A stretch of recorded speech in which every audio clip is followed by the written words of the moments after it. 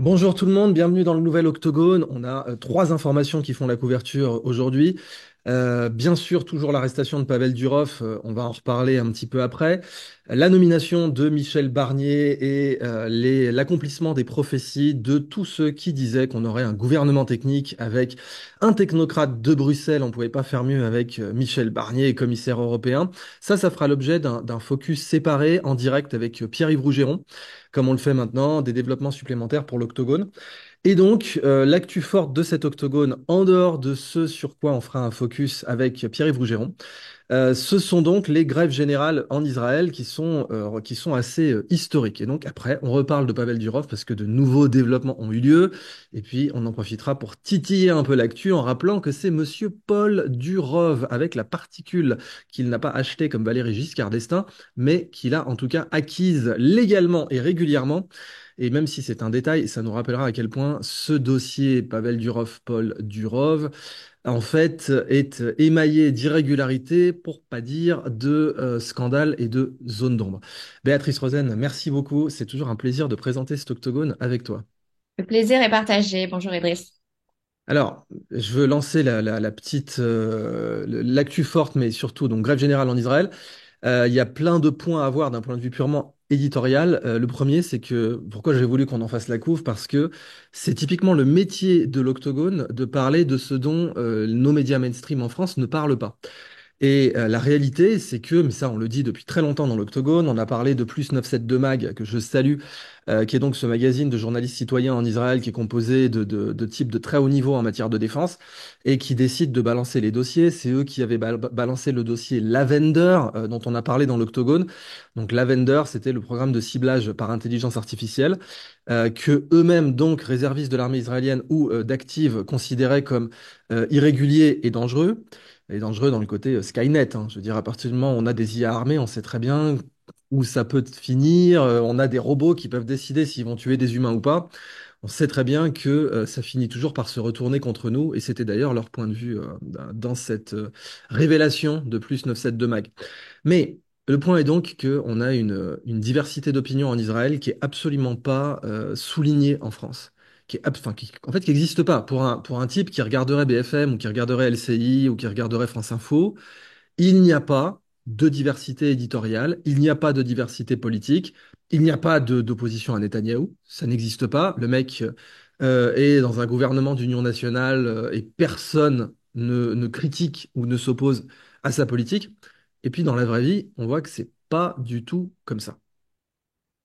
Oui, c'est très inquiétant sur les médias français, sur deux niveaux, c'est-à-dire sur nos médias, la pensée unique de nos médias, qu'ils soient de gauche ou de droite, on a l'impression, c'est peut-être encore complotiste de dire ça, mais on a l'impression presque qu'ils auraient des consignes pour ne pas donner des informations qui sont juste purement factuelles, quelle que soit notre opinion. Cette grève générale lundi 2 septembre a eu lieu et le fait qu'on n'en ait pas parlé du tout dans les médias français, c'est un petit peu inquiétant. Et donc, c'est au niveau de nos médias, mais effectivement, ils essayent par cette omission de faire croire qu'il n'y aurait pas de diversité d'opinion également en Israël, alors qu'il y a évidemment une grande diversité d'opinions et beaucoup d'opposition et une opposition qui est croissante là-bas et qui se manifeste par les grèves générales, mais aussi par des grosses manifestations récurrentes, donc dont on va parler maintenant.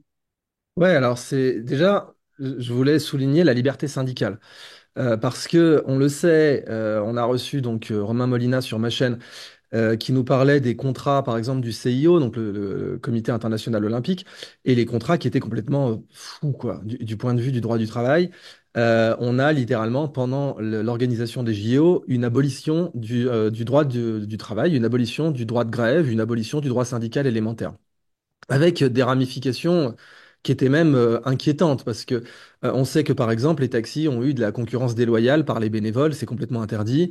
Les bénévoles qui amenaient, il y avait une refacturation derrière, c'est ça qui est fou, mais on avait des bénévoles, eux n'étaient pas payés, ne devaient pas respecter le droit du travail, n'étaient assujettis à rien, et on fait du travail de taxi dans tout Paris pendant les JO. Et si je peux t'interrompre 2 secondes, en plus, parlant à des taxis, ils vont être compensés, c'est-à-dire que l'argent public aura servi en amont et en aval à tout compenser. On va compenser pour les taxis et également pour les restaurants qui ont été pénalisés pendant les JO. Ouais, c'est ça qui est fou. Enfin, on faisait la guerre à Uber pour le quart de ça, quoi. Et là, en effet, on va se retrouver avec des finances publiques encore plus entamées dans ces JO, dont, soi-disant, ils payaient les JO. On sait très bien que c'est faux. Donc, d'un côté, en France, on a les JO qui sont un prétexte suffisant pour abolir le droit du travail et le droit de grève et les droits syndicaux élémentaires, les acquis.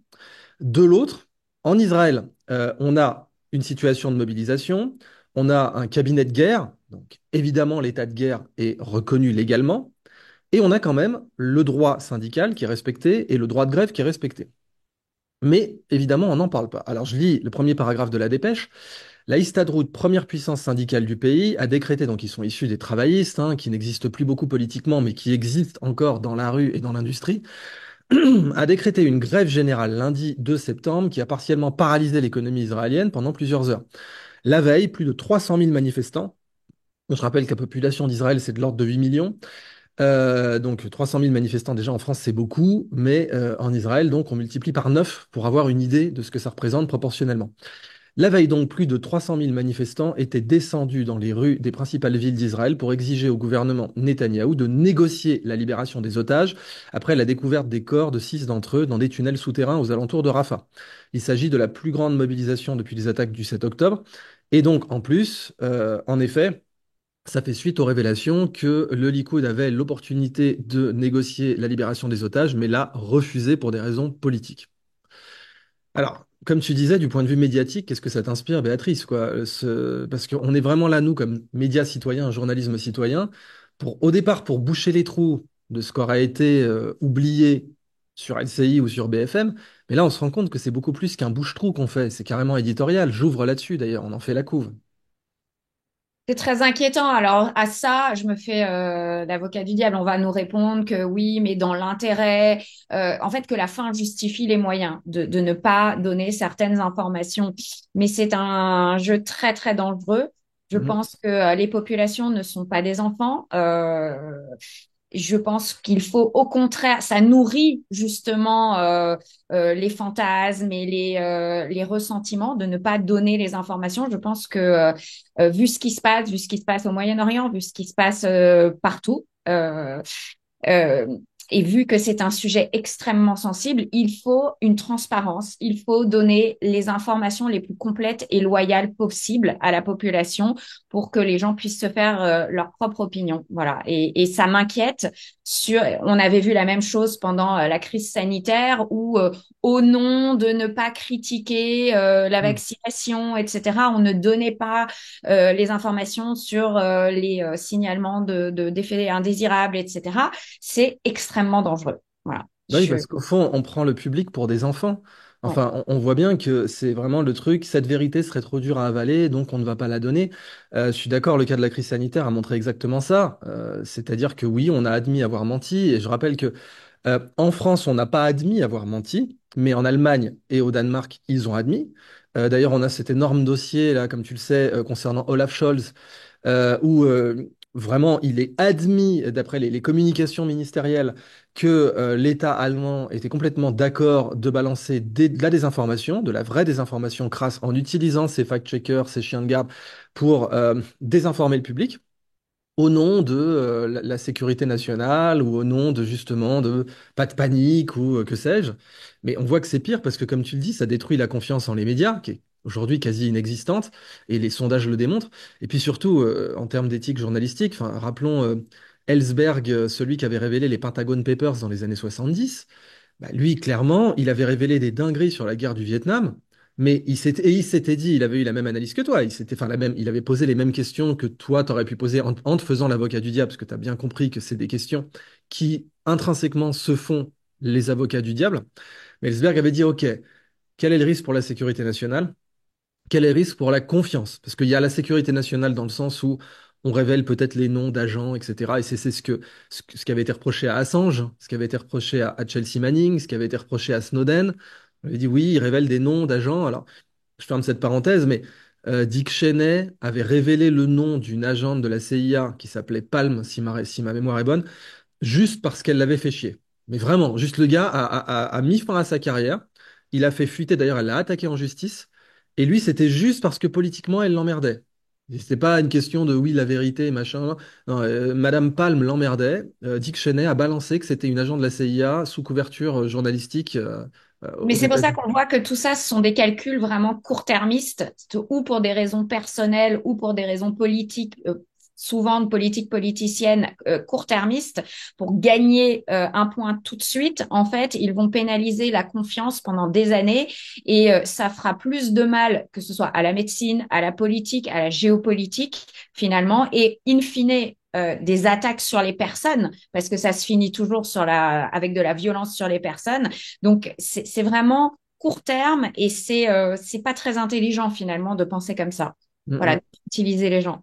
Donc on est d'accord qu'en tant que journaliste citoyen, on devait faire ce point, à savoir, bah oui, les preuves existent qu'on a des médias qui ont décidé d'infantiliser leurs auditoires, en contravention du premier devoir de la Charte de Munich, et que ce débat continue d'exister, et que bah, posons-le, et ayons-le, et rappelons qu'il existe, et rappelons que les plus grands journalistes d'investigation, comme Seymour Hersh ou Ellsberg ou tant d'autres, bah, ont toujours tranché dans ce débat en faveur de la vérité, en disant, même si elle est difficile à avaler, il faut la révéler parce que c'est le public est assez grand pour se faire son opinion. Alors, je lis le second paragraphe de la dépêche. Ces protestations ont eu lieu dans le contexte d'une colère grandissante de la population israélienne envers Benjamin Netanyahou, notamment donc suite à son refus de retirer les troupes de zones stratégiques comme le corridor de Philadelphie, situé à la frontière égyptienne. Alors, je fais un point là-dessus. C'est vrai que les tensions avec l'Égypte n'ont fait qu'augmenter depuis 2 mois et que l'Égypte a même laissé entendre qu'elle pourrait commencer à militariser sa présence dans la région, voire à intervenir dans la bande de Gaza à la suite donc de l'escalade avec la Turquie. Un point de blocage majeur dans les négociations pour un cessez-le-feu était donc le blocage du corridor de Philadelphie. Le Premier ministre a insisté sur le fait que le maintien d'une présence militaire dans ce corridor est crucial pour empêcher le Hamas d'utiliser la zone pour la contrebande d'armes. Mais cette position a été largement critiquée tant au niveau national qu'international, beaucoup considérant que Netanyahou privilégie le contrôle territorial au détriment de la vie des otages. C'est le point de vue d'Ehud Olmert, qui n'est donc pas repris dans nos médias français. Et c'est le point de vue de l'ancien chef du Mossad, pas Yossi Cohen, mais l'autre, j'ai oublié son nom là tout de suite. Certaines critiques soupçonnent également le chef de l'État israélien de vouloir prolonger ce conflit à des fins personnelles. Ça aussi, c'est un point de vue qui n'est pas repris dans nos médias, mais qui est complètement ouvertement discuté en Israël et qui fait donc l'objet de slogans sur les pancartes des grévistes, dans le but de retarder les poursuites judiciaires suite à sa mise en examen déposée en 2019 pour fraude, corruption et abus de confiance. Cette grève générale, suivie par une grande partie du pays, a perturbé significativement plusieurs secteurs clés de l'économie israélienne. Donc là, encore une fois, les grévistes n'ont pas été accusés de trahir le pays en situation de guerre, hein, donc un point très important, y compris les transports, comme les bus et les tramways, les aéroports, les ports. Je rappelle que le port de Eilat est en faillite, mais ça, c'est plus à cause de l'embargo mené par les Houthis, les universités, les services gouvernementaux et même certaines institutions culturelles. La grève du lundi a été stoppée à la mi-journée par une ordonnance du tribunal du travail de Tel Aviv, saisie par le ministre des Finances Bezalel Smotrich. Smotrich qui est un allié, on le rappelle, un allié de Netanyahou. Le tribunal a estimé, pour justifier sa décision, qu'il était, je cite, clair qu'il s'agissait d'une grève politique, précisant qu'il n'avait trouvé aucun argument économique dans les explications d'Histadrut pour justifier la grève. À 14h30, les grévistes ont donc été contraints de retourner au travail, mais des manifestations ont depuis continué tous les jours. Mercredi soir, des affrontements violents ont eu lieu dans une rue de Tel Aviv. 4 personnes auraient été arrêtées par la police selon un groupe de manifestants. D'après le Times of Israel, donc du centre, hein, journal du centre, pas Haaretz, journal d'extrême gauche, plusieurs journalistes ont été violentés par des officiels alors qu'ils essayaient de filmer les scènes d'arrestation. Donc, quelques points vraiment dans la liberté de discussion et comment dire, de couverture éditoriale en Israël. Petit 1, dire que Netanyahou instrumentalise la guerre à des fins politiques, c'est complètement OK en Israël. C'est un point de vue que je n'ai jamais vu dans nos médias. Dire que, enfin, maintenir le droit de grève dans cette période, c'est un point de vue qui est complètement OK aussi. Donc ça, quand même, je pense qu'il fallait le rapporter parce que au bout d'un moment, quand la presse israélienne est plus libre que la presse française, c'est bien qu'on a besoin de médias citoyens en France, quoi. c'était pas un secret qu'avant le 7 octobre, de toute façon, il y avait déjà des manifestations parce qu'il y avait une réforme en cours de la justice. Il y avait beaucoup de contestations qui étaient en train de s'accumuler. Et donc, voilà, le 7 octobre est arrivé aussi dans ce contexte-là qui n'était pas, loin de là, d'union nationale à l'époque. En Et effet. d'ailleurs, ils avaient dit que ce contexte de désunion avait fragilisé le pays euh, Oui, dans c'est ce chacune que de ses attaques. Netanyahou avait fait valoir, en effet, pour essayer de faire culpabiliser son opposition à chaque fois. C'était, regardez, à cause de vous, on est divisé, donc on est plus fragile. Mais le Time of Israel avait répondu en ayant cette couverture assassine qui disait pendant des années, le Likoud a propulsé le Hamas et ça nous a explosé au visage. Enfin, éditorialement, c'était très, très audacieux de leur part de sortir ça 48 heures après le 7. 48 heures. Pareil, en France, on n'aurait jamais pu avoir une couverture pareille ou une analyse pareille. Et ça me fait penser que Dov Alphon, par exemple, le directeur de la rédaction de Libération, lui, il est ancien de Haaretz. Ça veut dire qu'on est complètement d'accord sur le fait qu'en privé, il est complètement de cette ligne éditoriale-là. En privé, il est contre Netanyahou. En privé ou en Israël, il est contre le Likoud et sa ligne éditoriale cogne sur le Likoud 24-24. Arrête, c'est exceptionnel. Ils font au sommet entre le 7 octobre et maintenant, la période de plus haute densité, ils faisaient 3 titres pour taper sur Netanyahou par jour. Par jour. 3 papiers, quoi. Mais en effet, en France, il va nous présenter un point de vue qui est plutôt favorable, enfin qui est même très favorable au Likoud. Donc c'était assez important de faire ce point là-dessus. Donc c'est des grèves historiques, pour résumer, au regard des précédents, hein. C'est vraiment des grèves historiques, c'était pas arrivé depuis au moins 30 ans, ce niveau de grève. Et d'ailleurs, j'avais également donc, le mémo qui nous a été fourni par Grok. Qui est un mémo très intéressant parce que donc Grok, c'est l'intelligence artificielle de Twitter, X. de X. Fabrice Epelboin nous rappelle que c'est la seule maintenant qui a le droit d'utiliser les dépêches de X. Et que ça, c'est un point super important parce que Les données des utilisateurs de X, des c'est ça. réactions. Alors, je vais lire rapidement le mémo que Grok nous a fait là-dessus. Je lui avais demandé, donc, et je vous conseille d'utiliser Grok, c'est une très bonne IA, hein, surtout pour l'actu, en fait. Je peux que vous la recommander. Donc, je lui avais demandé à Grok, fais-moi un sommaire de la grève générale en Israël et donne-moi le pourquoi, le comment et le quoi. Alors, le pourquoi, la grève générale en Israël a été déclenchée par l'outrage public sur la gestion des otages à Gaza par le gouvernement, en particulier à la suite de la mort de 6 otages. Ces événements ont intensifié la demande du public pour un cessez-le-feu, enfin les exigences, demand en anglais. La grève a été la réponse aussi à une plus grande insatisfaction avec la gestion du Premier ministre Benjamin Netanyahou et ses politiques, en particulier sa position de ne pas se retirer du corridor de Philadelphie. Donc ça, on l'a dit. Et donc cette décision a été interprétée comme une priorisation par le Likoud du contrôle territorial plutôt que de la vie des otages, ce qui signifie bien que, comme l'avait révélé plus 97 de Mag ou d'autres, le Likoud entend exploiter géopolitiquement la crise du 7, en particulier pour pouvoir vider, s'il en a la possibilité, la bande de Gaza. En tout cas, ça, c'est ce qu'avait dit plus 97 de Mag, c'est pas mon opinion personnelle, c'est ce qui avait été révélé par ce média citoyen israélien. Le comment? Alors, la grève a été organisée donc par l'Histadrout, le plus grand syndicat israélien, qui représente des centaines de milliers de travailleurs à travers plusieurs secteurs. Elle a impliqué, donc elle a vraiment disrupté plusieurs secteurs. Et le quoi, elle visait à paralyser l'économie, ça c'était clairement admis, hein, c'est le principe d'une grève générale de toute façon, pour obtenir donc des revendications, à savoir un cessez-le-feu. Donc c'est vraiment un truc de fou. C'est-à-dire que si on parle de cessez-le-feu en France, en particulier la diaspora israélienne en France qui oserait parler d'un cessez-le-feu se ferait immédiatement traiter de traître. Et on l'a vu, mais plein de fois. C'est-à-dire, comment oses-tu parler d'un cessez-le-feu alors que, voilà. Bah là, non, en fait, il y a des grèves qui disent non, non, un cessez-le-feu, c'est la meilleure solution. Et les conséquences, bon, les disruptions ont bien eu lieu, hein, l'économie a bien été frappée. Et d'ailleurs, beaucoup d'analystes macroéconomiques considèrent que la situation en Israël est critique et que Israël est de plus en plus proche d'un effondrement économique.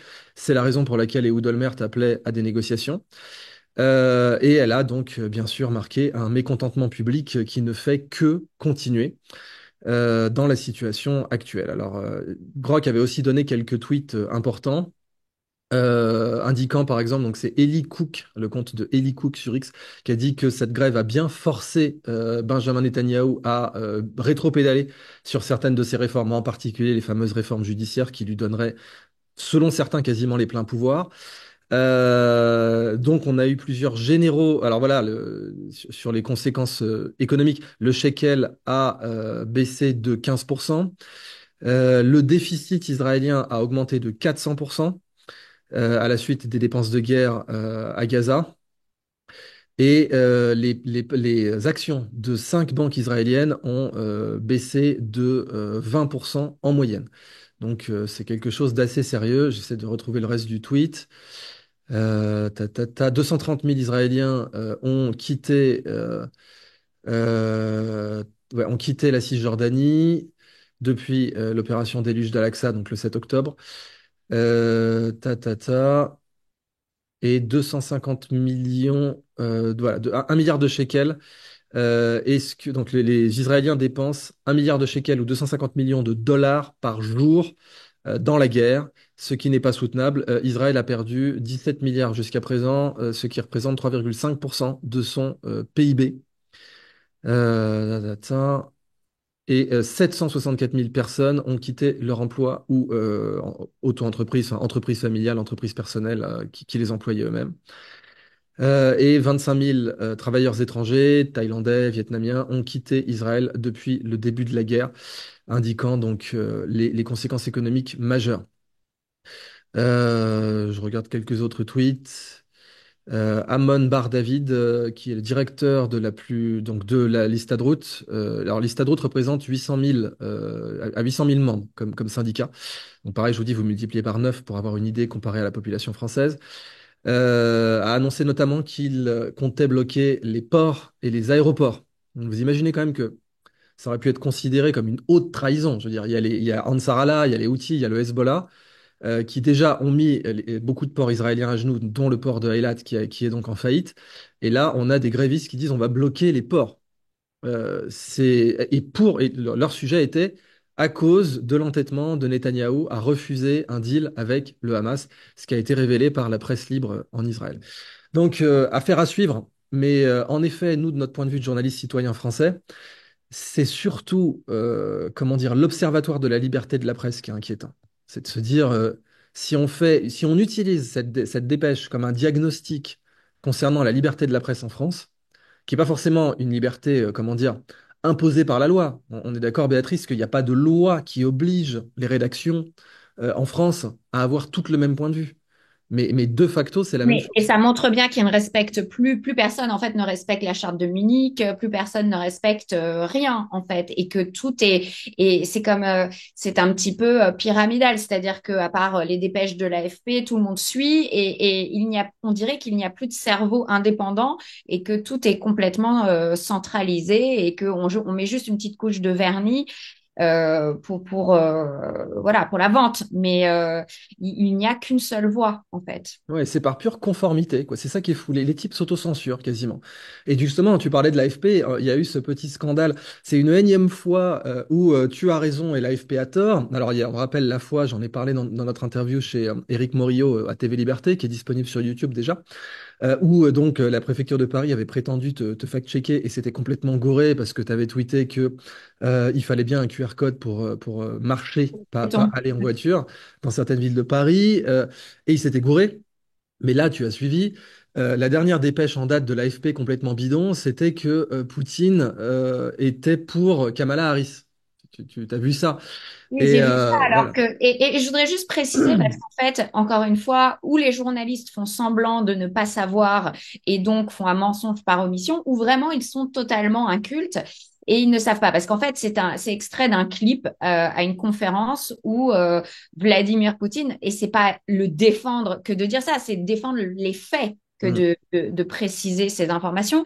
il dit certainement de façon sarcastique, d'ailleurs tout le monde est hilar, et la journaliste en face et les gens assis qui assistent à la conférence, quand il dit ça, il dit oui, nous étions pour Joe Biden et comme il s'est retiré et qu'il a demandé à ses alliés de soutenir la personne qu'il succède, donc Kamala Harris, nous allons évidemment la soutenir. Donc déjà, il n'est pas un allié de Joe Biden, donc c'était évidemment sarcastique. Évidemment. Deuxième point, il dit oui, d'ailleurs, elle a un rire tellement communicatif et formidable. Voilà.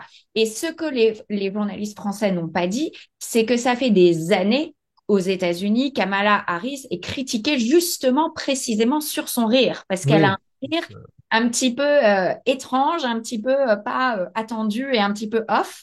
Ouais, Et on lui donc, reproche un côté d'Inde, en fait, il faut le dire, quoi, par rapport à d'autres ténors démocrates. Et c'est pour ça que Tulsi Gabbard, qui est une ténor démocrate, qui elle est vraiment brillante, on voit bien que c'est pas une question de candidate féminine ou pas. Le Parti démocrate avait des talents exceptionnels et des ténors dames incroyables, comme Tulsi Gabbard. Mais bon, comme elle s'est sentie en effet flouée, elle a fini par rejoindre la campagne de Trump pour cette raison. Mais c'est Tulsi Gabbard qui avait dégommé Kamala Harris, et pas sur son rire, sur sa politique en tant que procureur où elle avait dit, tu te rappelles, elle avait dit personne ne devrait aller en prison pour détention de cannabis. oui, Sauf que, pas de bol, elle avait elle-même. condamné voilà, à du ferme, je sais plus combien de centaines de suspects pour détention. Donc, au bout d'un Et moment, la cerise, c'est qu'on lui a demandé, et vous, avez-vous donc fumé du cannabis, ouais. puisqu'elle condamnait les gens pour des peines extrêmement longues pour ça. Et elle a fait ce fameux rire. Et c'était pas tellement un rire de dinde ou de cruche, c'est un rire de quelqu'un de socialement. En fait, elle était critiquée parce que c'est un rire de quelqu'un. Vous savez, quand quelqu'un rit, mais d'une façon Oui, bizarre. vraiment un côté, comment dire, oui, un rire de classe, quoi. C'est genre, oh, les paysans, quoi. Oui, il y avait cet aspect-là, un rire Non, méprisant, mais quoi. même dans la sonorité de son rire, elle a un rire. Faut que les gens qui nous écoutent aillent voir. Elle a un rire, comme on dit aux États-Unis, awkward. Ouais. C'est bizarre, quoi. Pas. Et vous savez, comme dans une salle de spectacle, quelqu'un rit, explose de rire, et tout le monde s'arrête pour la regarder. Voilà, c'est un peu Ouais, ça. c'est ça. Et Ouais. donc aux États-Unis, elle était connue pour ça. Donc quand Vladimir Poutine a repris cet élément de sa personnalité, c'était évidemment un petit tacle. Et ça n'était pas du tout enfin, à mon avis, hein, un ralliement à Ah non, mais là, aujourd'hui, c'est vraiment admis. Les vrais journalistes ont fait le travail. Ils ont débunké la dépêche de l'AFP. D'ailleurs, c'est dans les notes de la communauté sur X qui disent, mais non, mais on voit bien que Poutine était ironique. Et puis alors, l'autre aspect, c'est que tu te rappelles qu'il y avait eu comment dire, toute l'intoxication, le hoax, comme ils disent aux États-Unis, sur le fait que Trump aurait été une marionnette de Poutine. Et si Poutine avait dit, je soutiens Trump, alors là, mon Dieu, tous les journaux américains on aurait fait leur chou gras. On aurait dit, mais regardez, ça prouve bien que c'est une marionnette de Poutine. Là, Poutine, alors on a des journaux qui disent que Poutine soutient Kamala Harris et rien. Je veux dire, c'est même interprété comme une chose positive, quoi. Oui, oui, ils ont pas traité Kamala Harris d'agent russe ou etc. Donc oui, il y a une vraie schizophrénie, mais en fait, il ne s'en cache même plus et les ficelles sont de plus en plus grosses et donc voilà, ça devient vraiment absurde. Mais moi, ce qui m'effraie, c'est le manque de culture générale en fait de ces gens qui ne savent même pas. Donc Poutine faisait clairement, encore une fois, ce n'est pas défendre Vladimir Poutine de le dire, c'est juste rétablir des faits. Il faisait Mm. référence à quelque chose de culturellement admis aux États-Unis, que les gens se moquaient du rire de Kamala Harris parce qu'elle était très, très impopulaire. Et il faut le rappeler, jusqu'à l'annonce de sa candidature, Tout à fait. Kamala Harris était très impopulaire aux États-Unis. Et Et donc, Obama ne la tout le soutenait pas, monde d'ailleurs. voilà, la critiquait sur tous les aspects de sa personnalité. Et l'administration Biden essayait d'ailleurs de la cacher un petit peu en limitant totalement ses interviews. D'ailleurs, elle a fait une interview récemment aux États-Unis et ils n'ont publié, enfin, ils n'ont diffusé je crois, 18 minutes sur 41. Enfin, il faut vérifier. Voilà, ils n'ont pas diffusé l'intégralité. Mm, Ce mm, qui en mm. dit long quand même. Absolument, elle est vraiment babysittée en fait en matière de prise de parole publique. Et ça se voit, quoi, nécessairement. Alors, on vous avait dit qu'on parlerait de Pavel Durov. Donc, au début, hein, on voulait faire le supplément de l'Octogone sur Pavel Durov, mais la nomination de Michel Barnier nous semble prioritaire, puisqu'on a déjà parlé de Pavel Durov. Je vous rappelle qu'il y a cette interview de l'avocat, l'excellent avocat pénaliste Massimo Bianchi sur ma chaîne, qui en parle déjà. Bon, maintenant, Pavel Durov a pris quelques déclarations dernièrement, notamment sur Telegram. Donc, il a d'abord posté sur X, ce qu'il n'avait pas fait depuis 3 ans, et ensuite, il a donné le reste de sa déclaration sur Telegram. Sont sorties quand même quelques informations importantes. On peut être absolument certain maintenant que Pavel Durov avait bien déjeuné avec Emmanuel Macron. D'ailleurs, l'Élysée a fait du damage control en disant simplement nous démentons le terme multitude, voilà, multiple. Il y aurait eu de multiples rendez-vous à l'Élysée qui n'apparaissaient pas d'ailleurs à l'agenda du président. Donc c'est quand même un point très important. Ça n'apparaissait pas à l'agenda du président. Donc il y avait un côté, on veut vouloir le dénier, mais au final, des sources ont parlé et l'Élysée a bien confirmé que Macron avait déjeuné avec Pavel Durov plusieurs fois, mais donc dément le multiple, dans le sens, oui, ça n'a été que deux, trois fois, on se rappelle plus, on sait plus trop. Mais c'est ce qui a été dit par l'Élysée. Rappelons que c'est le Canard enchaîné qui avait sorti ça. Et donc le Canard enchaîné a persisté et signé. Pavel Durov a déclaré à la police qui l'a arrêté au Bourget, à la sortie, à la descente de son jet privé, que il devait dîner avec Emmanuel Macron, lequel a dit mais non mais j'étais à Deauville à ce moment-là. Donc ok, bon, ça, Au ça n'empêche Touquet, au pas Touquet. au Touquet, pardon. Donc ça n'empêche pas que ça aurait pu être un piège. Hein, on est bien d'accord avec ça. Et l'autre point, c'est que Pavel Durov fait l'objet d'un mandat du FBI maintenant. Alors, beaucoup de gens se disent que la France se rend bien compte du shitstorm qu'elle s'est pris diplomatiquement et surtout pour les technos, parce que là, en parallèle, tu te rappelles, sont tombés les chiffres de faillite de la French Tech. Alors moi qui avais fait un édito dans Le Point et deux chroniques pour dire que la French Tech était une arnaque dès 2016 et que quand on a une Silicon Valley, on n'a pas besoin de le dire, ça se voit, on n'a pas besoin, le Deutsche Qualität, c'était pas un slogan qui a été fait par l'État allemand, quoi. Et là, si la Silicon Valley, il n'y a pas un programme américain, American Tech, ou il n'y a pas un programme japonais, Japanese Tech. Je veux dire, ils font juste de la bonne tech, ça se voit, ils n'ont pas besoin de le dire. Mais quand nous, on en est à vouloir évangéliser les gens avec de l'argent public, avec une cocotte en papier, là, tu te rappelles le logo de la French Tech, un coq, qui a coûté une fortune d'ailleurs au passage, eh ben, ça prouve bien qu'on est toujours dans l'arrogance française classique, en mode, écoutez, on est les meilleurs, mais vous le savez pas encore, alors on va vous l'expliquer, quoi. Et Et donc, ça rejoint ce qu'on disait sur le sujet des grèves en Israël, c'est-à-dire qu'en fait, cette dépêche n'a été reprise par très peu de monde, quasiment par personne. En fait, je n'ai vu qu'un seul article dessus qui a été vraiment diffusé. Peut-être que d'autres en ont parlé, mais très discrètement. Et ça l'a fait mal parce que c'est quand même la Startup Nation. Il avait parlé, voilà, de la Californie française en Seine-Saint-Denis, la French Tech et tout ça, c'est lié. Et donc, au niveau communication, on voit quand même que les médias et que la presse se rangent quand même derrière, pour protéger l'image de ces deux quinquennats. ouais, c'est ça. Il avait, mais enfin, le côté Mozart de la finance, le côté, et on va y revenir parce que c'est la dépêche suivante, sur Bruno Le Maire qui découvre les conneries de Bruno Le Maire. Parce que maintenant que Bruno Le Maire n'est plus au gouvernement, il dit, ah, bah, c'est fou, on a un déficit, ah, bah, je vais y mettre bon ordre. On a l'impression de voir la même rhétorique qu'avec justement Kamala Harris qui dit, mais on va tout changer. Tu sais, puis tout le monde leur dit, même Stephen King, tu sais, l'écrivain qui déteste Musk et qui s'en cache pas sur X avait tweeté, voilà, je vais voter Kamala parce qu'il nous faut du changement. Et tout de suite, les gens derrière, dans les commentaires, lui avaient dit, mais attends, mais c'était elle qui était au pouvoir, de quoi tu parles? Et en plus, maintenant qu'on sait que Biden était sénile, c'était censé nominalement être elle au pouvoir. Donc de quoi tu parles en matière de changement? Elle annonce qu'elle va faire A, B, C ou D, mais elle a rien fait pendant son mandat. Donc, là, c'est un peu la même chose. Donc, en effet, les médias en France nous avaient vendu Macron comme Mozart de la finance, Startup Nation, etc. Aujourd'hui, la French Tech est en plein effondrement. Les faillites d'entreprises, tout secteur confondu, sont au plus haut, et en particulier dans la French Tech aussi, qui a donc été, comme d'habitude, une orgie d'argent public. Mais le but n'était pas que les startups soient rentables, c'était juste que les ministres puissent faire des poignées de main, prendre des photos, aller au CES de Las Vegas, dire. Et moi, ce qui est fou, c'est que je connais beaucoup d'entrepreneurs qui s'y sont fait prendre. Je connais des entrepreneurs professionnels, des gens sérieux, mais on leur a tellement appris à l'école, les pauvres. On leur a tellement appris à respecter les ministres, alors qu'en Suisse, tu vois, quand un ministre va chez les entrepreneurs ou chez les industriels, mais il le regarde en mode, oui, t'es mignon, mais laisse-nous faire notre travail, quoi. On sait de quoi on parle, pas toi. Nous, on est industriel, nous, on est entrepreneur, on sait de quoi on parle. Toi, non. Toi, t'es juste un mec qui a été nommé, qui a jamais eu le courage et les coronesses de créer une société et de prendre des risques. Donc, viens pas nous dire ce qu'on doit faire. Mais en France, on a cette déférence quand tu as une tanche absolue comme Bruno Le Maire, un type qui sait pas ce que c'est qu'un hectare, qui descend chez des industriels français.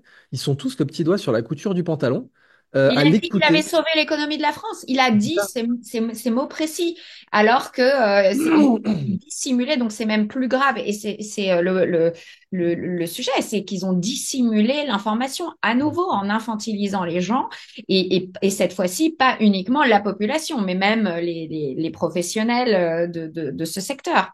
Donc, Ouais, donc, heureusement, longue vie au journalisme citoyen pour ça. Donc, pour conclure sur la dépêche sur Pavel Durov, donc les nouveautés par rapport à la semaine précédente, c'est donc que le FBI émet un mandat d'arrêt contre lui, ce qui signifie que la France pourrait bien se débarrasser de la patate chaude. Et mon opinion personnelle, c'est que, ils vont s'en débarrasser parce qu'ils ont bien compris le shitstorm que ça représentait et qu'ils n'ont pas forcément envie de le juger en France. Mais qu'est-ce que tu en penses, toi, personnellement? Tu penses qu'ils vont se débarrasser de ça aux States aussi? oui, je pense qu'ils s'attendaient pas à la réaction qu'il y a eu. Je pense qu'ils ont été surpris parce que là, il y a vraiment eu une réaction internationale. Et tout de suite après, il y a eu ce qui s'est passé au Brésil avec X. Hmm. Donc, on sent, et ça intervenait aussi juste après ce qui s'est passé en Grande-Bretagne, où commencent à mettre des gens en prison, une censure, voilà, où ils mettent des gens en prison pour des tweets, etc., où ils vident des prisons. J'ai vu un nouvel article passé où ils vident les prisons de vrais criminels.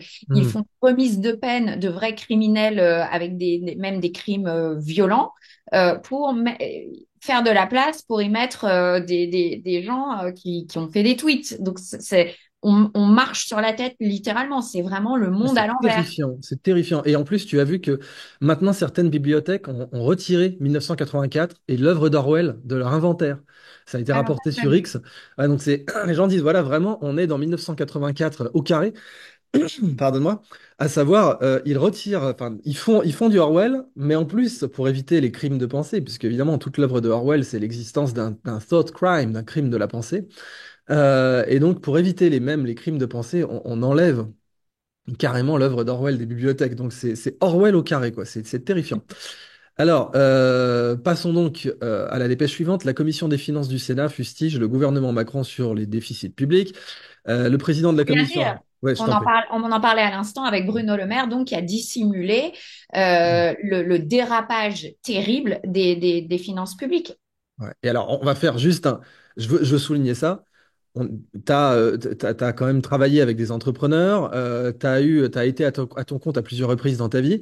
On est d'accord que quand tu diriges une société et que tu fais ça, c'est du pénal. C'est pas du civil. Tu te prends pas une amende. Tu risques de la prison avec sursis si tu fais ce genre de conneries, que tu présentes des comptes insincères pour ta société qui t'appartient à toi, que tu as créée toi et qui n'a pas touché d'argent public. Tu fais ça, tu vas prendre du sursis. Là, on a le maire qui a fait ça avec les finances du peuple français. Et Et il y aucun a problème. dissimulation, et il y a dissimulation, et il y a même pire que dissimulation, parce qu'il y a des gens qui ont alerté. Il y avait eu un rapport du Sénat, Tom Benoît en avait parlé, parce Tout à que fait. avait confronté Bruno Le Maire sur un plateau de télévision. Et d'ailleurs, Bruno Le Maire l'avait accusé d'être le perroquet du C'est ça, Sénat, vous nous faites le comme si, perroquet, voilà, c'est voilà, lunaire. comme si le Sénat, en plus, c'était vraiment une machine à fake news. C'est ça. Enfin, et en plus, il y avait Marc Toiti, un autre spécialiste de l'économie qui avait alerté depuis des mois. Il s'était fait traiter de complotiste, alors que finalement, il a eu raison depuis le début d'alerter sur ce point. Donc, en fait, ils ont fait plus que dissimuler. C'est un petit peu, encore une fois, comme la crise sanitaire. C'est non seulement ils dissimulent, ils mentent, mais en plus, ils accusent ceux qui disent la vérité. Donc, c'est à nouveau une inversion accusatoire complètement folle. Et là aussi, les médias ne viennent pas, quand on a Bruno Le Maire qui dit à Tom Benoît sur le service public en plus, vous vous faites le perroquet de mes détracteurs. Non, non, c'est le Sénat, pépère. La Constitution, elle dit que tu dois rendre des comptes au Parlement. Enfin, c'est la base. Donc, il n'y a pas une question de perroquet ou pas. Normalement, un journaliste aurait dû le tacler, mais tout de suite, Non immédiatement. seulement les médias, mais la justice. C'est-à-dire qu'un Ouais. un citoyen lambda, sans parler de chef d'entreprise, un citoyen lambda qui ne paye pas ses PV ou Ouais. qui fait des petites infractions ou et bientôt on fera un tweet, on va être convoqué à la police. Enfin bon, Ah ouais, mais en Angleterre, c'est clairement déjà le cas, voilà, quoi. c'est déjà le cas là-bas. Euh, Et on voit qu'un ministre de l'économie qui donc brasse des milliards arrive à faire des dérapages qui mettent toute la France en péril parce que ça veut dire peut-être potentiellement une tutelle une mise sous tutelle par l'Union européenne, etc., avec des conséquences majeures sur le chômage, sur des suicides in fine, etc. Là, responsable mais pas coupable et Ouais. on continue comme ça.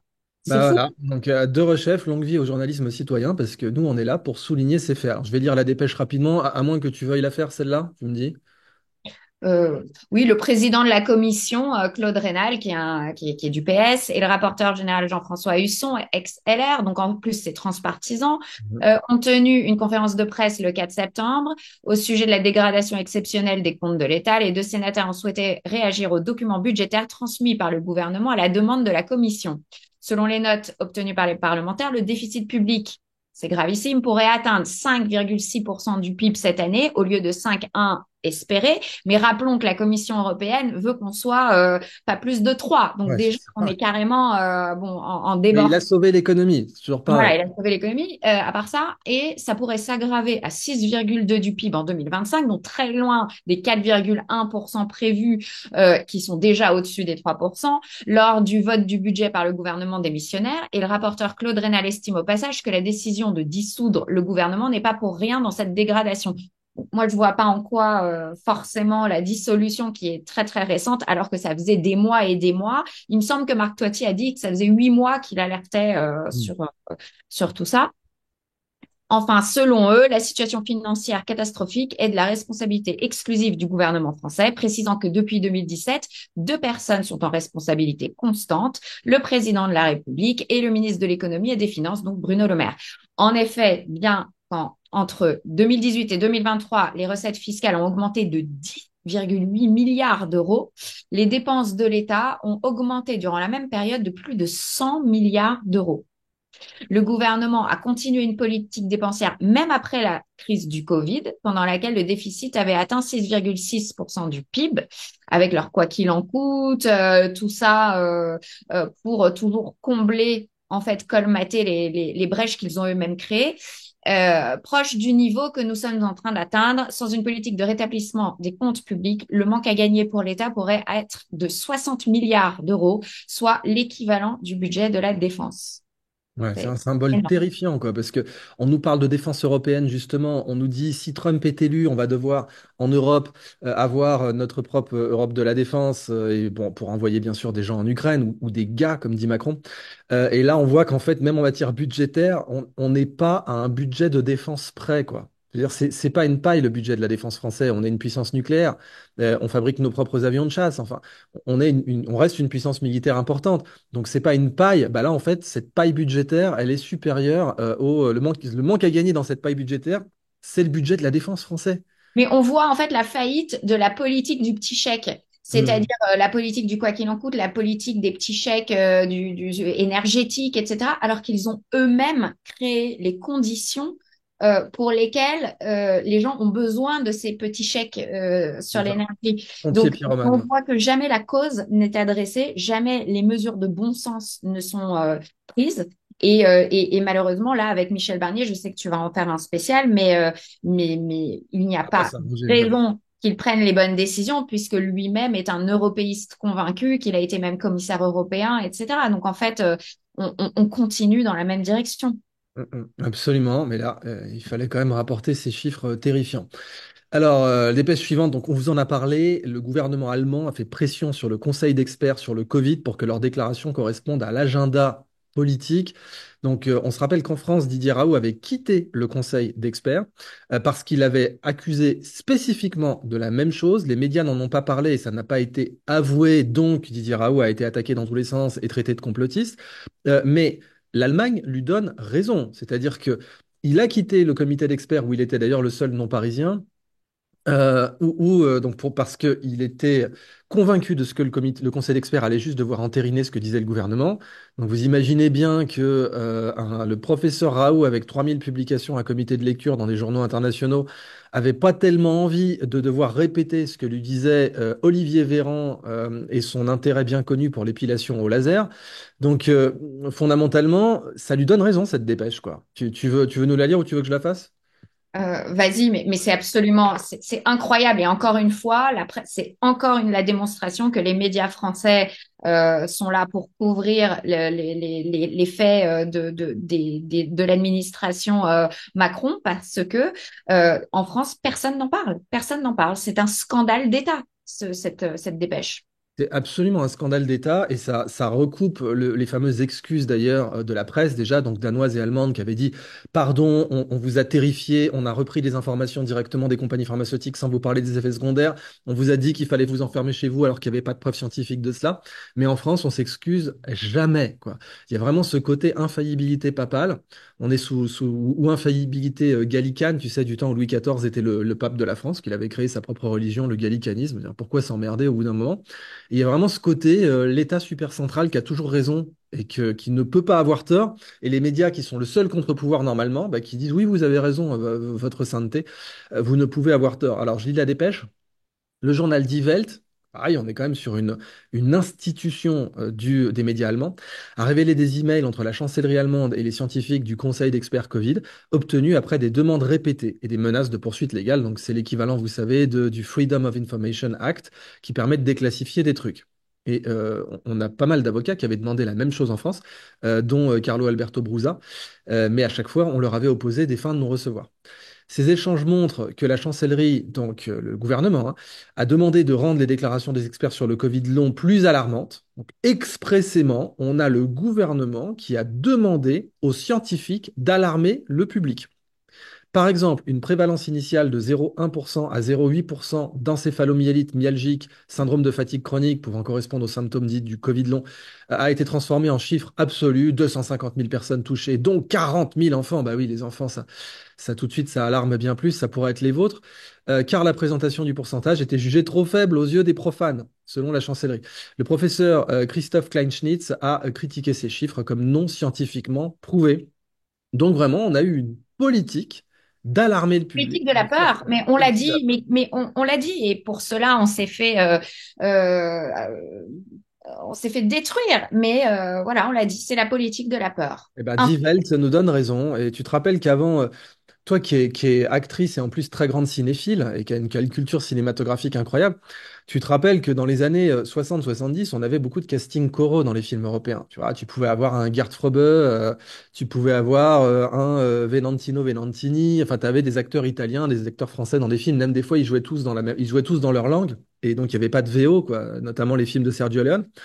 Et je fais ce détour pour dire que normalement, si, dès les années 60, parce que bon, après tout, on nous parle d'être pro-européen, bah, très bien, Erasmus, c'est très bien. Sans aller là-bas, regarde Alain Delon qui a joué Ouais. avec Visconti, etc. Enfin, Ah, c'était Claudia déjà la Cardinal, coopération. bah Ouais. tiens, meilleur exemple. Merci de m'avoir rappelé celui-là, parce que ça m'était sorti de la tête, mais dans Le Guépard, t'as donc Claudia Cardinal qui joue en italien, Alain Delon qui joue en français, Burt Lancaster qui joue en anglais, et Mario Girotti, plus connu sous le nom de Terence Hill, qui joue en italien aussi, puisqu'on l'oublie souvent, mais Terence Hill, il est pas américain, il est italien.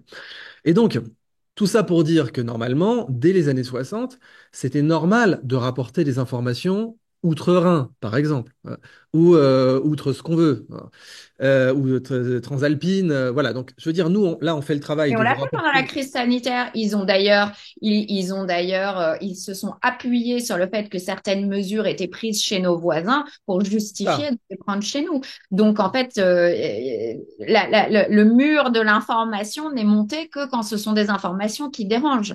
Parce que ils peuvent s'appuyer sur des mesures qui étaient faites même au Canada, même aux États-Unis, même en Israël avec le Green, c'est eux qui avaient lancé le Green Pass ou etc. Là, ils en font la promotion. Alors que quand c'est une information qui n'arrange pas le narratif officiel du gouvernement, on le voit là, Die Welt n'est pas du tout repris en France. C'est ça, mais c'est exactement là-dessus qu'il fallait qu'on intervienne parce que, en effet, là, on a un deux poids, deux mesures. Donc, je vous le dis pour l'audience, hein, si vous voulez vraiment en parler à la machine à café, chez vos collègues, etc., leur dire, mais est-ce que tu savais que Die Welt a révélé factuellement que le gouvernement allemand, pendant la crise Covid, a volontairement eu une politique de la peur qui n'était pas basée sur des propos scientifiques et a demandé au conseil d'experts en blouse blanche de terrifier les gens, un peu comme, alors nous, on sait très bien qu'on n'a pas Le Monde ou Libé. Bon, Libé, c'est un mauvais exemple, je tire pas sur les ambulances, mais un équivalent de Die Welt, si tant est que ça exista encore en France, qui va parler de ça. Mais bon, on se rappelle juste des déclarations de Gilbert Deray sur le fait que les enfants allaient tuer leurs grands-parents. Je ne tue pas papy, je ne tue pas mamie. Enfin, il avait quand même tweeté ça, le pépère, hein. Avec Donc, des photos d'enfants, etc. sur son Instagram. Oui, oui, ça a beaucoup tourné d'ailleurs. Et c'est pas le seul, c'est pas le seul du tout. Mais on voit dans cette dépêche qu'en fait le but de tout ça, c'était de pousser les jeunes à la vaccination. euh, D'après un plan envoyé au Conseil par le ministre de la Santé.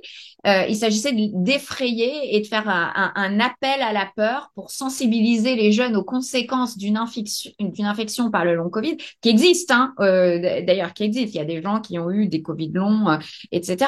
Mais ça a été ça n'a pas surestimé et en effet, ça n'a pas permis aux gens de prendre des décisions rationnelles, quoi. libre et éclairé. Le consentement libre et éclairé, c'est un des fondements des démocraties. Donc, si on enlève ça aux gens au nom du bien, mais du bien décidé par qui, voilà, le choix pour son propre corps, ça devrait quand même être la base. Et Hmm. le corps de ses enfants, ça devrait être avec une information complète et loyale, ça devrait être la base. Absolument, et d'ailleurs la dépêche souligne que le conseil d'experts s'y était opposé. Donc cette communication pour effrayer, pour pousser à la vaccination, le conseil d'experts qui était pourtant totalement pro-inoculation, hein, ça faut leur reconnaître ça, malgré le fait qu'ils étaient complètement pro-inoculation, ils se sont opposés à l'idée d'utiliser la peur pour précipiter les gens. On se rappelle en France, on a eu vite ma dose. C'est mon Dieu, quoi. Il y avait un côté dealer. Et donc, les emails provenant de la chancellerie montrent également qu'ils savaient très tôt des risques dévastateurs des restrictions sur l'éducation des enfants. Oui, on le sait, hein, la désocialisation, l'angoisse, qui joue un rôle d'ailleurs sur le développement cognitif, on le sait. Moi, j'ai Donc, vécu ça oui, en tant que direct maman. avec mes enfants, donc oui, je peux le confirmer. Ouais, donc là, heureusement que ces emails ont été déclassifiés. On attend qu'ils soient déclassifiés aussi en France. On va attendre, à mon avis, longtemps. Et puis déjà, on attend les SMS d'Ursula von der Leyen qui ne sont toujours pas disponibles. Dépêche suivante, OpenAI va donner accès à ces modèles au gouvernement américain. Alors tu te rappelles, Musk avait dit par exemple, si jamais OpenAI, et là bientôt la sortie du nouvel iPhone, qui devrait avoir OpenAI par défaut, ce qui d'ailleurs interroge, tiens, je vais faire ce petit détour avec toi. On sait qu'Apple a abandonné son projet de voiture, qu'ils appelaient le projet Titan. Ça leur a coûté 10 milliards. Tu me diras, pour Apple, 10 milliards, c'est une paille, quoi. Pour donner des ordres de grandeur, Microsoft, c'est ce qu'ils ont perdu quand ils ont raté le Windows Phone, là, quand ils avaient racheté la division smartphone de Nokia et qu'ils avaient fait le Windows Phone. Je crois que ça s'est fini il y a 10 ans maintenant. Mais c'est à peu près 10 milliards qu'ils avaient perdus. Google, quand ils avaient racheté Motorola, pareil, c'était à peu près du même ordre, mais en fait, ils avaient racheté Motorola aussi pour protéger les brevets, parce que Motorola a beaucoup bossé avec la CIA à Scottsdale, dans l'Arizona, et il y avait pas mal de brevets très, très stratégiques, et Huawei voulait racheter ça. Donc, l'État américain a poussé pour que Google rachète Motorola, mais c'était pas une super affaire non plus. Mais bon, ils ont perdu 10 milliards quand même. Apple aurait perdu 10 milliards dans l'abandon de la bagnole. Et pourquoi je dis ça? Parce qu'une question qu'on peut se poser, c'est qu'est-ce qu'Apple perd en adoptant OpenAI alors que Apple, ils ont quand même un programme d'IA depuis 20 ans, quoi. Dès le début, ils avaient des programmes d'IA. D'ailleurs, on se rappelle que dès 84, mais là, c'était pas un programme de recherche, mais Steve Jobs avait pas annoncé, mais sa vision, c'était que l'Apple parle en fait. Et on se rappelle le premier, tu sais, le premier Mac là, avec marqué Hello sur l'écran, avec le lecteur de disquette qui ressemblait à un sourire, qui était tout mignon. À la présentation du premier Macintosh en 84, la keynote, Steve Jobs avait fait parler. Alors c'était pas très honnête, c'était un enregistrement. Mais il avait dit en gros un jour, tu auras le Mac qui va parler et tout. Donc c'est un truc qu'il avait en tête depuis très longtemps. Et Siri fait ça, bien sûr. Tiens, d'ailleurs, faut pas que j'oublie cette autre parenthèse, le cas d'Alexa qui a encore interféré dans les élections. Je me le note parce que ça aussi, on va en parler justement. C'est en lien Et avec. je vais juste intervenir Ok, parce que tu dis que interviens quand tu veux. Apple a perdu 10 milliards et pour eux, c'est une broutille. Et on voit du coup, par cet exemple, à travers ce qu'on vient de dire avant sur le budget de l'État, que nous, quand on a des dérapages de 10, 16 milliards, c'est un scandale d'État, on est en panique, il faut augmenter les impôts, etc. Alors que pour des entreprises comme Apple, ils ne, voilà, Ah oui, ils mais regardent c'est pas. ce qui Donc, prouve bien, ce qui en effet, c'est cruel parce que ça c'est prouve effrayant. la différence entre une organisation bien gérée et une organisation mal gérée. Une Et le organisation pouvoir, bien gérée peut se prendre ça, quoi. et le pouvoir potentiel de de ces entreprises sur le monde qui sont quasiment plus puissantes que des États. Donc, Ouais, clairement, si voilà. Apple veut nous mettre une cartouche, mais on le voit tout à fait. Et puis il y a pas BlackRock, bien sûr. Enfin, quand on décide des âges de départ en retraite, on voit bien que c'est BlackRock qui décide, c'est pas nous. Et en effet, c'est une entreprise privée, quoi. Et personne n'élit le patron de BlackRock, Larry Fink. Donc, tiens, je vais finir cette parenthèse sur Alexa. Tu te rappelles, on l'a vu ensemble, enfin, on l'a vu cette semaine, ce post sur X où on voit une femme qui demande à Alexa quelle raison elle aurait de voter Trump. Et là, évidemment, Alexa lui fait tout un laïus en disant, je ne veux pas prendre parti dans les élections, etc. Et après, elle demande quelle raison j'aurais de voter Kamala Harris. Et là, il dit, ah, bah, parce qu'elle a un track record exceptionnel, elle est issue de la diversité. Enfin, c'est incroyable, quoi. Et comme d'hab, à chaque fois, on nous dit que c'était une erreur. Tu te rappelles, bah, là, il y a 2 semaines, on avait eu la même chose, on l'avait rapporté d'ailleurs dans l'Octogone. C'était sur RigTech. Donc RigTech en anglais, ça veut dire les truqueurs. Donc c'est un jeu de mots sur Big Tech, les gros géants technologiques. Et rig tech, ça veut dire les géants technologiques qui truquent, parce que to rig, ça veut dire truquer. Et donc, on avait vu que OpenAI, justement, quand on leur demandait quelle raison de voter Kamala, voilà, et puis surtout, quand on leur demandait est-ce que Trump s'était bien fait tirer dessus, OpenAI disait non. Il n'y avait pas de raison, quoi. Et là, bah, et alors, ils avaient dit c'était une erreur. Tout le monde savait que c'était faux, que c'était du rig tech, que c'était vraiment un trucage d'élection. Mais ils continuent, quoi. C'est sans surveillance, que c'est du Ça fait journalisme de des années citoyen. parce qu'il y avait eu une autre vidéo qui était virale où un homme demandait à, je sais plus à quel, à ChatGPT, je crois, de faire un poème sur Trump et il Ouais, avait répondu la même chose, c'est pas possible, je ne prends pas parti, etc. Et un poème sur Biden et tout d'un coup, il y avait eu voilà, un un poème. sublime qui était sorti. Donc en fait, ça fait des années que ça dure, ils le savent. Ils disent à chaque fois qu'ils ont réglé le problème. Là, j'ai vu un article passer dans Variety, qui est un journal sur le monde du cinéma. Sur l'entertainment américain et qui disait donc que ça avait été une erreur et que c'était déjà réglé. Voilà. Ouais, ouais, c'est ça. Comme d'hab, c'est une La erreur, c'est prochaine déjà fois. réglé, mais ça va Voilà. se reproduire. Alors, je lis la dépêche pour l'aspect gouvernement américain, parce que donc Elon Musk a été très clair. Il a dit que si jamais, par exemple, Apple, pas le gouvernement américain, mais si Apple implantait OpenAI par défaut, dans la mesure où la transparence d'utilisation des données est inexistante pour OpenAI, qui est contrôlée par Microsoft, rappelons-le.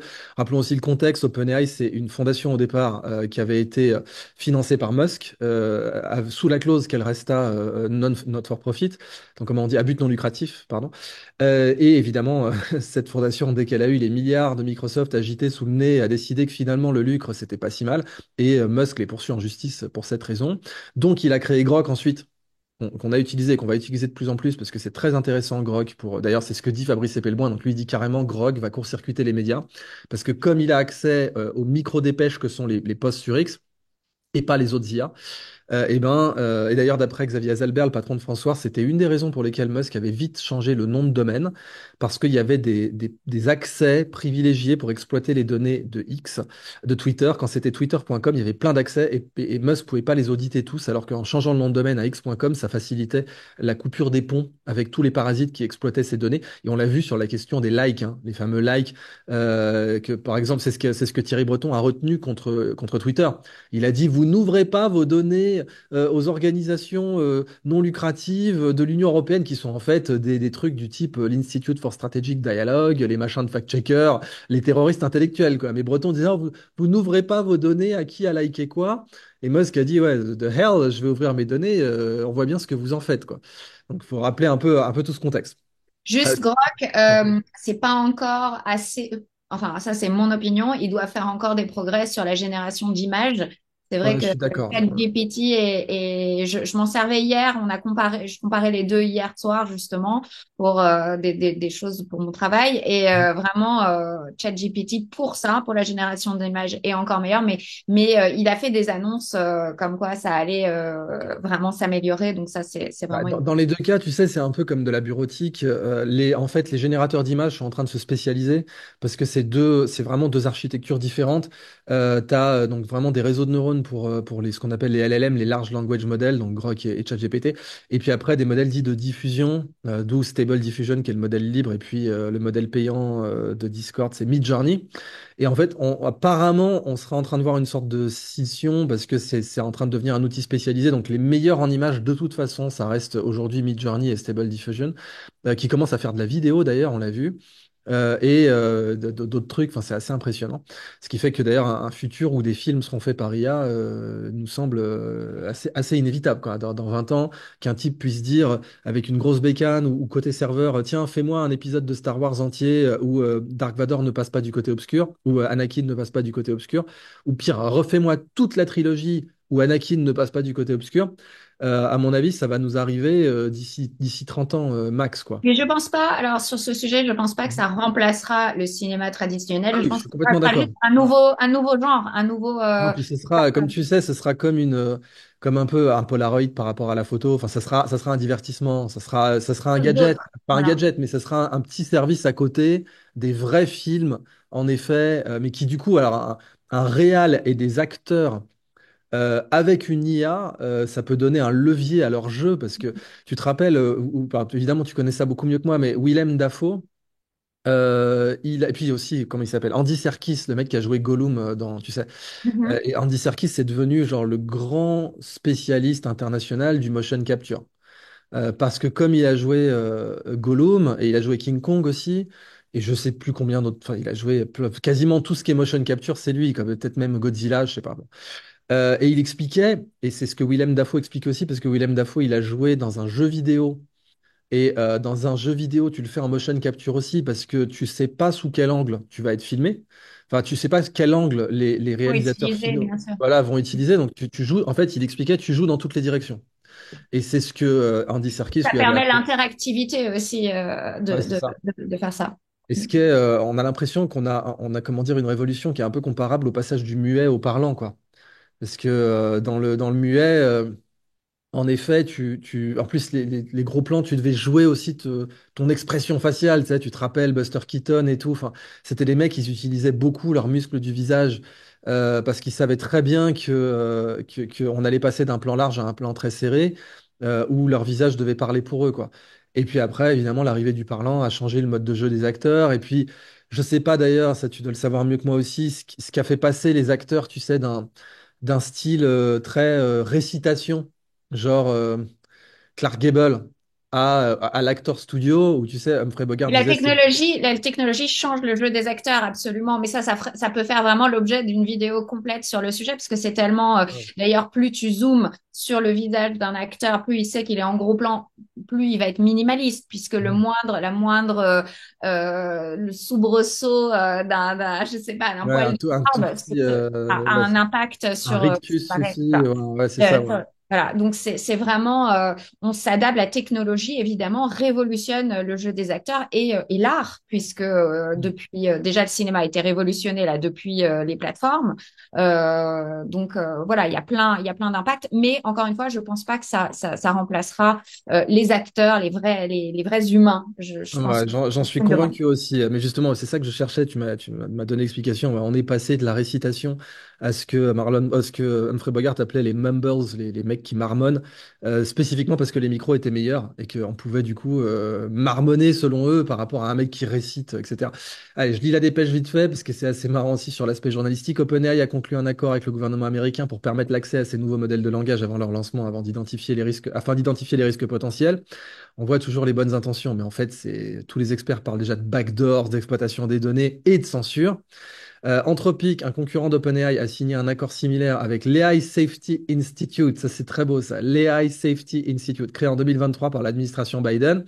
Donc, l'AI Safety, on voit bien de quoi il s'agit, hein. Ça veut dire de pouvoir faire la même chose, interdire de faire un poème sur Trump, mais permettre de faire des poèmes sur Biden. J'imagine bien que l'AI va être safe si elle fait des poèmes sur Biden. L'ARCOM, un petit peu, c'est l'ARCOM du AI. Alors, comme automatique, ouais, exactement.